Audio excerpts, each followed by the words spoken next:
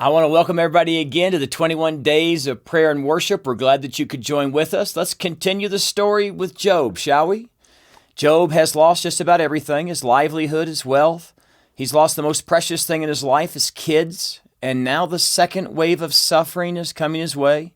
Just when a person thinks it can't get any worse, it does. Job's given a disease. In chapter 2, Job's afflicted with painful sores from the soles of his feet to the top of his head. The Bible says, then Job took a piece of broken pottery and scraped himself with it as he sat among the ashes. As Job sat out there, his wife came to him and said, are you still holding on to your integrity? Curse God and die.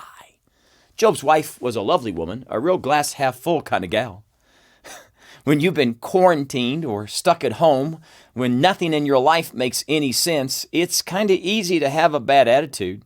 Listen, I don't want to be too rough on Mrs. Job. In fairness to her, she has just lost everything as well. Job looked at his wife and said, you're talking like a foolish woman. Shall we accept good from God and not trouble? In all this, Job did not sin in what he said. Jesus told us that in this life that we would face trouble, right? Not that we might face trouble, that we could face trouble. He said we would face trouble. We have a little saying around here. You're either heading for a storm, you're either in a storm, or you just left a storm. Storms in life are going to come. We will have trouble, but Jesus tells us to take heart because he's overcome the world. So what's our job? We're to be brave. Well, Job's friends hear about what's happened to him, and they come to comfort him. And when they see Job in the distance, they begin to weep because Job's condition is worse than they ever thought or imagined.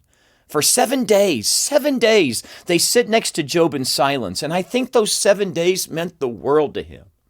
One of the things we can do during this time is to keep reaching out to each other. Keep listening to each other. Pray for each other. The greatest gift you can give someone else is your time. And this is our time to care for each other through the phone, through texting, through social media. There are a lot of people who are so lonely, and receiving a call or a text from you would really make their day. Be the one who initiates this. Don't sit around feeling sorry for yourself, but you be the hands and feet of Jesus and you make the first move.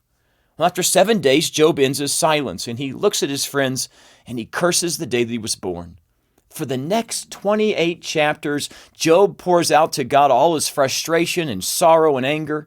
And as he does this, his friends finally open up their mouth and they tell him that the reason he's going through all this is because there's sin in his life. Nothing like kicking a guy when he's down. A few years ago, a friend of mine was diagnosed with cancer. One day, a woman came up to her and actually said to her that the reason she had cancer was because she didn't have enough faith in God. I guess Shadrach, Meshach, and Abednego didn't have enough faith in God because God put them in the midst of a fiery furnace. I guess Daniel didn't have enough faith in God because God allowed him to be thrown in a lion's den. In Luke chapter 13, the tower falls and 18 people die.